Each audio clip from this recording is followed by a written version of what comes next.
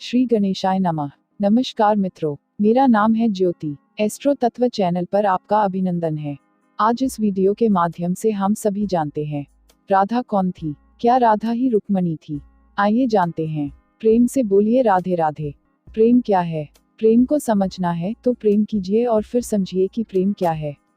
प्रेम की परिभाषा अलग अलग होगी, लेकिन प्रेम है और शाश्वत रहेगी।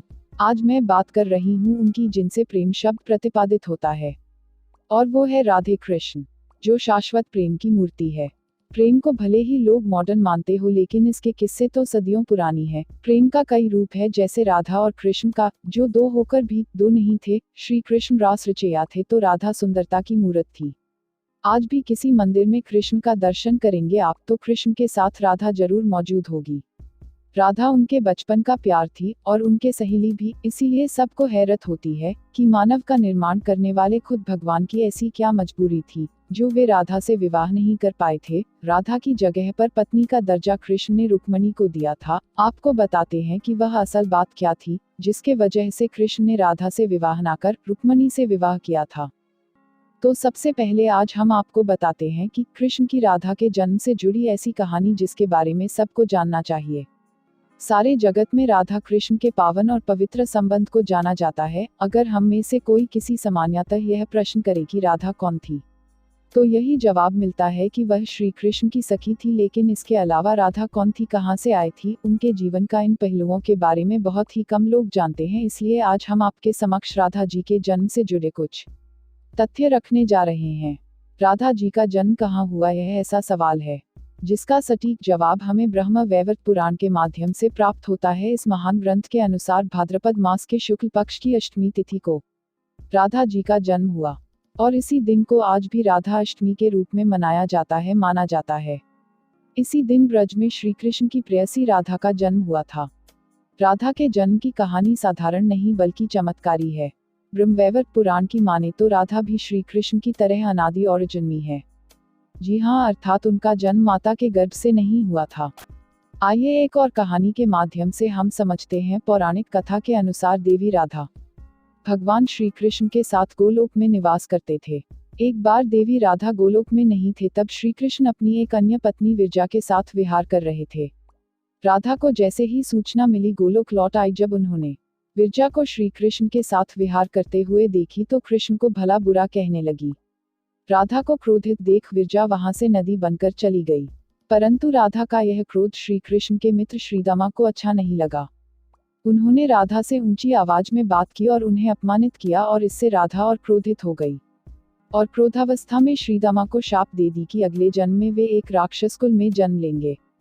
श्रीदामा ने भी आवेश में आकर देवी राधा को भी पृथ्वी पर मनुष्य रूप में जन्म लेने का श्राप दे दिया। इस श्राप के कारण से श्रीदामा शाकचुर नामक असुर बना और देवी राधा को कृति और वृषभानु जी की पुत्री के रूप में जन्म लेना पड़ा। लेकिन इनका जन्म देवी कृति के गर्भ से नहीं हुआ था। कथा के अनुसार जब श्रीदामा और राधा ने एक दूसरे को श्राप दे दिया, इसके बाद श्री कृष्ण राधा के पास आए और उनसे कहा कि देवी, आप पृथ्वी पर जन्म तो लेंगी, लेकिन आप हमेशा मेरे आसपास ही रहेंगी। आपको गोकुल में देवी कृति और वृषभानु की पुत्री के रूप में जन्म लेना होगा। वहां आपका विवाह रायान नामक एक वेश्या से होगा और सांसारिक तौर पर तुम रायान की पत्नी कहलाओगी, लेकिन यह रायान मेरा ही अंश होगा। राधा रूप में तुम मेरी प्रिया बनकर रहोगी और कुछ समय तक मेरा विछोह रहेगा। इसके बाद भगवान श्री कृष्ण ने देवी से कहा कि अब आप वृषभानु के घर में जन्म लेने की तैयारी करें। संसार की दृष्टि में राधा की माता कृति गर्भवती हुई, लेकिन उनके गर्भ में राधा ने प्रवेश नहीं किया। कीर्ति ने अपने गर्भ में वायु को धारण कर रखी थी और योग माया के सहयोग से कीर्ति ने वायु को जन्म दिया। लेकिन वायु के जन्म के साथ ही वहां राधा कन्या के रूप में प्रकट हो गई, इसलिए देवी राधा को अयोनिजा भी कहा जाता। आइए एक और प्रचलित कहानी से इसे समझते हैं कि भगवान श्री कृष्ण विष्णु भगवान के अवतार थे और इस वजह से वह जिस भी रूप में आते थे, माँ लक्ष्मी उनकी पत्नी बनती थी। जब द्वापर युग आया तो विष्णु भगवान श्री कृष्ण के रूप में आए और माता लक्ष्मी ने रुक्मणी के रूप में जन्म लिया। रुक्मणी का जन्म विदर्भ देश के राजा की बेटी के रूप में हुआ था। उनके पैदा होने के बाद से ही विपत्ति आने शुरू हो गए थे। पूतना नाम की राक्षसी, जिसने कृष्ण को जहरीला स्तनपान कराने का प्रयास किया था, और रुक्मणी को भी अपने जहरीले स्तनपान से मार देना चाहती थी। पूतना ने रुक्मणी को दूध पिलाना चाही तो नहीं पिला पाई। फिर क्रोधित पूतना रुक्मणी को लेकर हवा में उड़ गई। पूतना जैसे जैसे उड़ रही थी, रुक्मणी अपना वजन बढ़ाने लगी। जब रुक्मणी का वजन बहुत ज्यादा हो गया तो पूतना को रुक्मणी को संभालना मुश्किल हो गया। तो पूतना ने रुक्मणी को नीचे गिरा दिया। धरती पर गिरते ही रुक्मणी तालाब के एक कमल पर विराजमान हो गई। वह तालाब बरसाना में थी और वहां रिजवान और कृति देव नाम के दंपति ने उठा लिया और अच्छे से पालन पोषण कर नाम राधा रखा। राधा और कृष्ण की मुलाकात होती थी और उन्हें तब अलग होना पड़ा जब उनके मामा कंस ने दोनों भाइयों को आमंत्रित किया। कृष्ण राधा के पास गए और उनसे मुलाकात करने का वादा किया कि वे लौटकर जरूर आएंगे, लेकिन कृष्ण अपना वादा पूरा नहीं कर पाए। उधर विदर्भ को पता चला गया कि राधा उनकी बेटी रुक्मणी है, तो अपने साथ ले गए। वही रुक्मणी जो पहले राधा थी कृष्ण से प्रेम करती थी, लेकिन विदर्भ और कृष्ण में वैर था। इस वजह से श्री कृष्ण रुक्मणी को भगाकर उनसे विवाह किया था।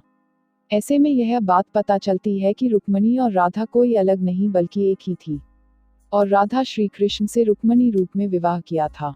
अब एक और प्रसंग बताते हैं कि बांसुरी कृष्ण और राधा के प्रति प्रेम का प्रतीक है। वैसे तो राधा से जुड़ी कई अलग अलग विवरण मौजूद हैं, लेकिन एक प्रचलित कहानी हम आपको बता रहे हैं।